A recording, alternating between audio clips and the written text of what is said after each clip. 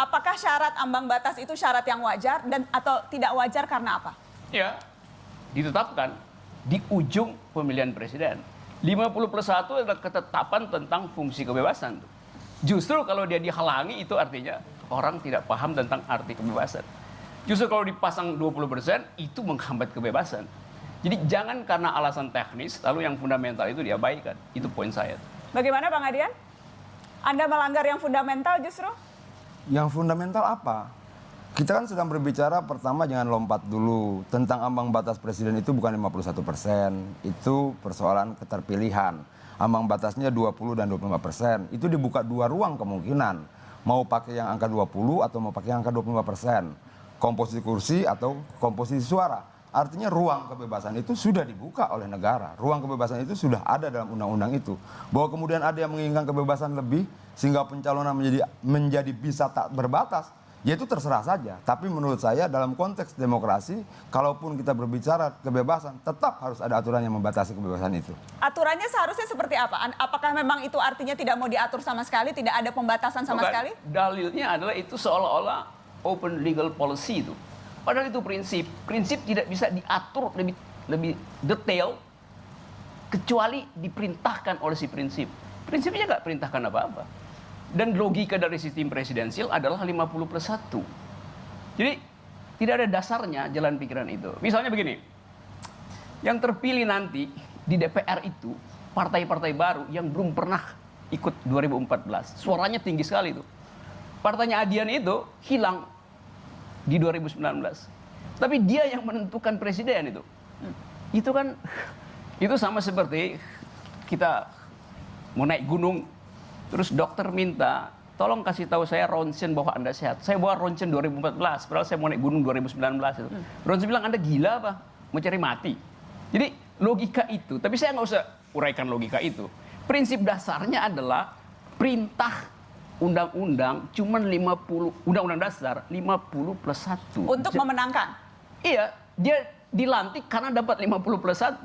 Oke. Jadi jangan dihambat di dalam pencalonan. Nggak ada di urusannya. Konstitusi tidak bilang pencalonan harus 20% atau 25% popular vote. Oke. Nggak ada itu di dalam rumus konstitusi. Bang Adian? Ambang batas ini kan bukan hal yang pertama, 2009 dan sebelumnya juga sudah ada. Yang membedakan itu apa? Karena sekarang pemilihan legislatif dan pemilihan presidennya bersamaan.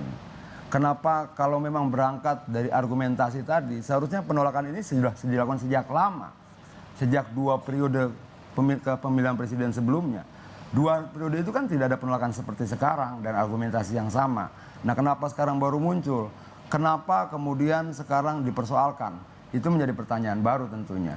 Tapi bahwa kenapa dia tetap dibutuhkan ambang batas sekarang yang menggunakan alat ukur lama dengan angka-angka lama karena memang dia berbarengan. Pileg dan Pilpres itu sama-sama. Kalau logikanya kemarin, tadi menggunakan ronsen untuk menilai sehat ronsen 2014, tiketnya sudah disobek 2014. Sekarang mau pertandingan baru, masa pakai tiket yang susah disobek? Nah, ini persoalan bagaimana pandangan kita tentang tiket. Kalau di Ancol itu ada tiket terusan.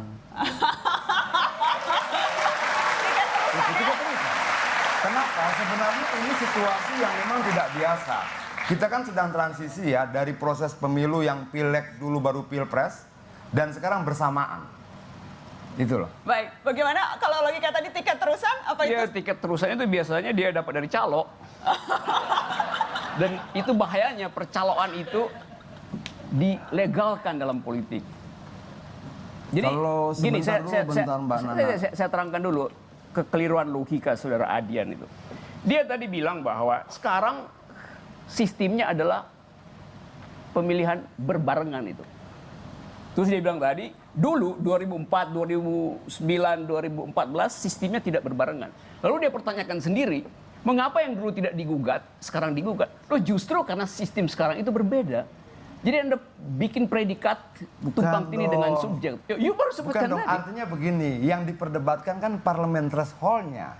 Iya. Bukan prosesnya pileg dulu pilpres. Bukan parlemen threshold. Kalau presiden threshold, kalau presidential threshold itu yang digugat presiden threshold, dulu juga sudah ada presiden threshold. Dulu juga sudah ada presiden threshold, itu pertama. Nah terus kedua, tiket terusan itu bukan kerjaan calo, karena dijual resmi di Ancol. Itu yang kedua. Nah, artinya saya khawatir begini ya. Terlalu cepat menuduh calon juga tidak bagus. Baiknya jangan terlalu cepat menghakimi orang. Jangan terlalu cepat menghakimi tentang apapun itu termasuk tentang tiket terusan. Tapi terus? bahwa kemudian mungkin Bung tidak tahu, menurut saya perbanyak piknik dulu.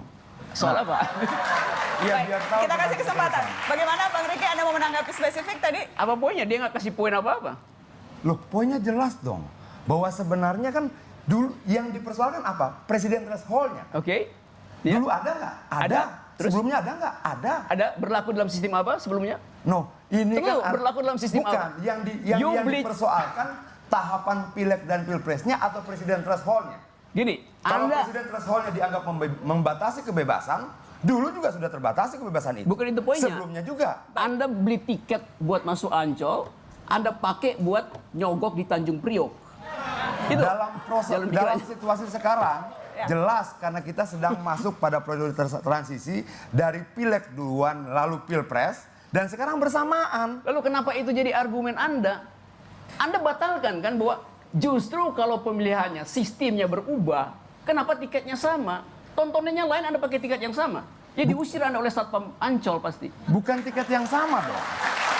Bukan tiket yang sama sebenarnya. Kalaupun kemudian menggunakan argumentasi tiket yang sama, tidak tepat. Kenapa? Karena ini bukan tiket, ini alat ukur. Yuk tadi sebut Alat tiket. ukur. Oke, baik. Bukan, Bung yang bilang tiket. Saya yang bilang tiket. Saya yang bilang bilang tiket. kalaupun pakai Karena model kemudian contoh tiket, ada tiket alat- terusan. Itu alat, karena tiket dalam arti syarat untuk bisa maju menjadi calon presiden. Kan butuh apa namanya, ya kalau bukan tiket apa? Iya. Apa istilah yang pas kalau bukan Kalau tiket? menurut saya lebih tepat yang disebut sebagai cara untuk ke sana itu partai politiknya. Bahwa kemudian Partai politik yang pernah bertarung di 2014 Betul. dan masih punya hak untuk mencalonkan diri lagi walaupun pertarungannya berbeda. karena situasi transisi. Mungkin Nah, sekarang yuk pakai argumen yang peraturan agak- ini nanti ini, akan ini. berlaku berbeda lagi ke depannya. Karena transisi saja ini.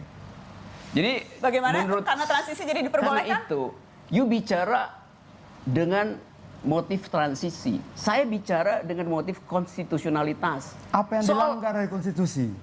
Apanya? Apa yang dilanggar dari konstitusi? Dilanggar karena Anda pakai teori transisi. Jadi seolah karena transisi maka pasal tentang pencalonan presiden itu boleh Anda langgar. Bukan pelanggaran Loh, terhadap barusan Anda konstitusi. sebut transisi. Beda. Bahwa berikutnya nanti akan ditetapkan bersama-sama kembali ambang batas itu dari 2019 menuju 2024. Oke. Tapi sekarang transisi dari pileg Ya, karena duluan, itu. lalu pilpres. Baik. Tapi Jadi, itu jadi tidak gini. menjadi justifikasi Jadi, bahwa ada pelanggaran konstitusi. Oke, you Di ngomong mana 2 menit. pelanggaran konstitusinya? Oke. Di mana? Saya tunjukkan pelan-pelan dan jangan bantah saya ya. Saya Oh, tidak nggak bisa bantah dong. Anda. Kita sedang Oke, berdebat baik. harus saling berbantah. Oke, saya debat Anda sekarang ya. Baik, kita dengarkan.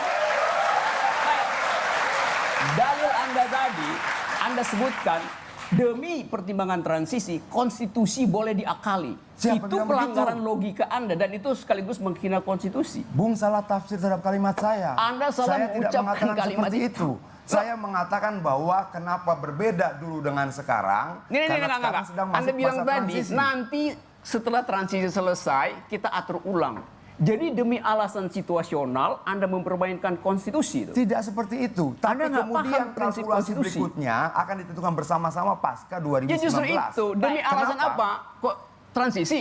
Loh, bagaimanapun Tunggu, alasannya juga. transisi atau bukan? Tidak dong. Bagaimanapun juga kalau kita bicara Kenapa Anda sebut tadi undang-undang, transisi? peraturan-peraturan yang lain segala macam, itu bukan persoalan melanggar konstitusi atau tidak. Baik, Tapi kita akan- lebih bagaimana mengikuti dinamika dan rasa keadilan yang hidup dalam masyarakat.